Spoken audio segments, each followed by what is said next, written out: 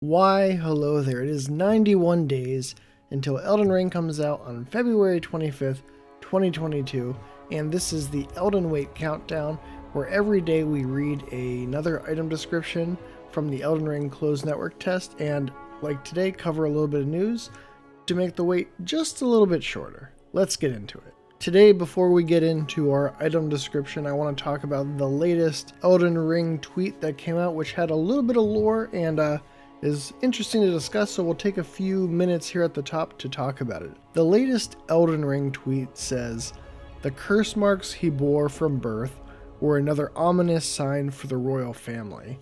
And the picture accompanying it is a stylized picture of Margit, the Fell Omen, who was the closed network test sort of final boss right outside of Stormvale, and is someone we saw in the June gameplay trailer and has been featured relatively frequently, but now we know a little bit more about him, and that is that the curse marks he bore from birth were an ominous sign for the royal family. So what does that mean exactly? We don't know exactly what the curse marks are. I'm going to assume or speculate that it is the deformities on him. You can see that he has some growths on his face, and I don't know if the tail is natural. It is hard to tell in Elden Ring what exactly is natural or intended versus what is magical or corrupted, just because it's a more fantastical setting. But I would guess that the curse marks might be that, although they could be some actual marks, because there's a lot of sigils and runes in Elden Ring, so it could be something like that on the body, and maybe even the deformities are an extension of that. But right now, my guess is that the curse marks are the growths on his body. And this was an ominous sign for the royal family, and we don't know for sure that Margit is part of the royal family. I hadn't really considered it until now, but now I think there's at least a decent chance.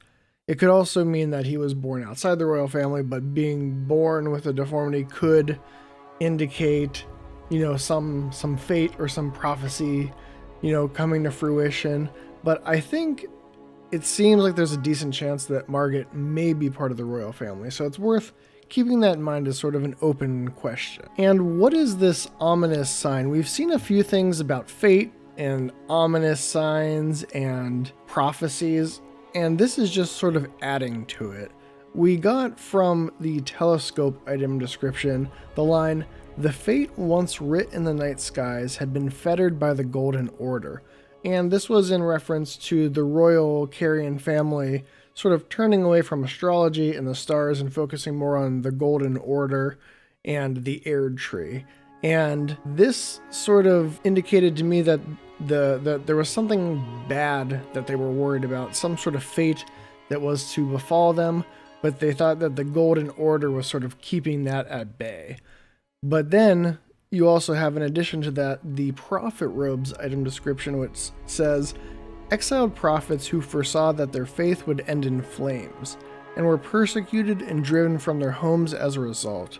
So there's this consistent thing about these prophets are still saying, I think this bad thing is going to happen. And it seems like that fell out of favor. Probably if the Carrion family was trying to escape a fate, they thought they had escaped it, and these prophets are still saying, the faith is going to end in flames, that they would be sort of outcast as a result.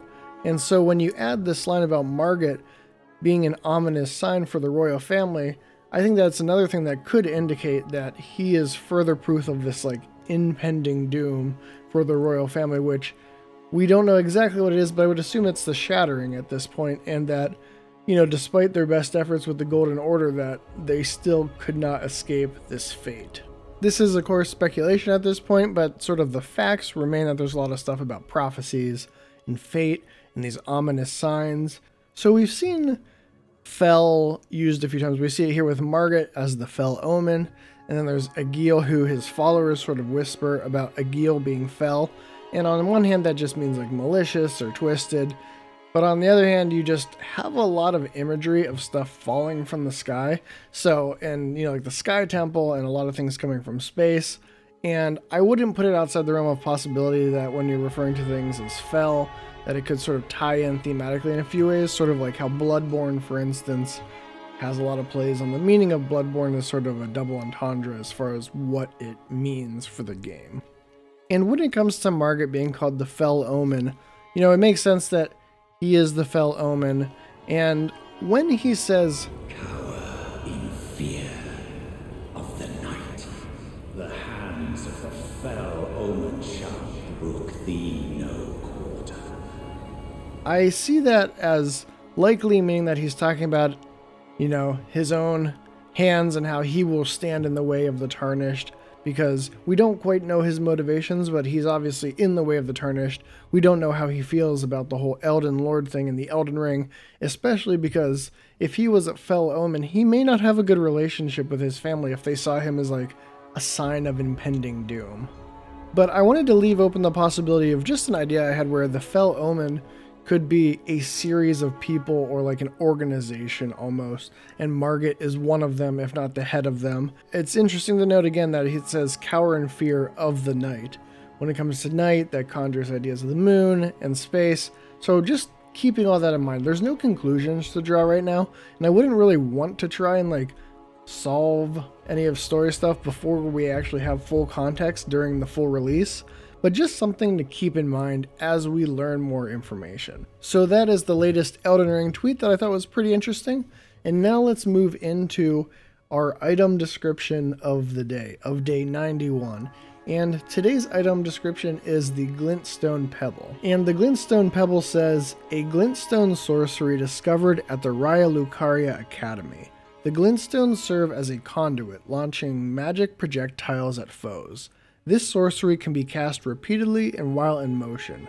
This is a universal first step on the journey to true knowledge of sorcery. So as we learned with the Raya Lucarian robe item description, that Glintstone sorcery is the study of Glintstone, which is this cosmic starry amber which contains some sort of life essence from the stars in it, and it's being used as a conduit for sorcery.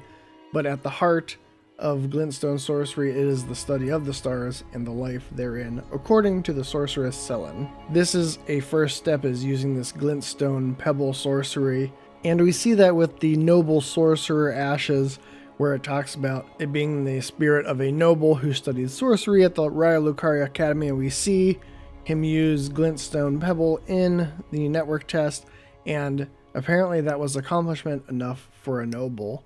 But basically this is a fundamental sorcery. As a sorcerer studying Glintstone sorcery is getting into it, it is a universal first step on their journey to the true knowledge of sorcery, which in the context of Elden Ring is the study of the stars and the life therein. So that is the Glintstone Pebble item description. We will continue to be talking about items that cover stuff about the Raya Lucarian Academy, so we'll learn a little bit more about that as we go.